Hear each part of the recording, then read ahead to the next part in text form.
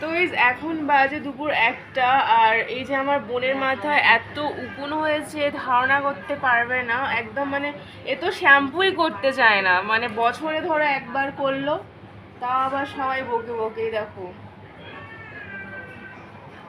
এমন তুই মার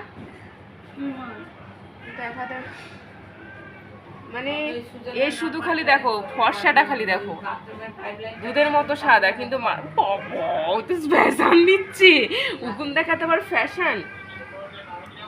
তো দুপুরবেলা ঘুম থেকে তুলে নিয়ে মাথা দেখছি, মাথায় তো মানে 101টা উকুন ডিম পেড়েছে। কি হয়েছে? আস্তে আস্তে কথা হলো, করে শোনা যাচ্ছে। মানে উকুনের খবরটা সবাই জেনে ফেলবে, সেই জন্য বলছে আস্তে আস্তে বল। মানে একটু ফ্যাশন দিয়ে বেরোয় না, সবাই ভাববে এর মাথায় উকুন আছে সেই জন্য। কি বড় বড় ড্যাঙর চলছে।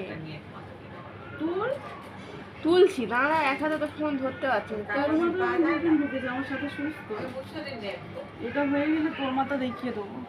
আমার মাথায় উকুন কোনদিনও হয় না, সে সবাই জানে। আমার সাথে একসাথে তো উঠে উকুনগুলো, তোর মাথা এটা হয়ে তোর মাথাও দেখ।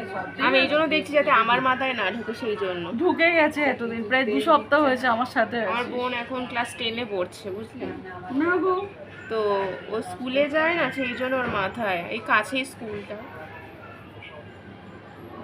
ঠিক আছে।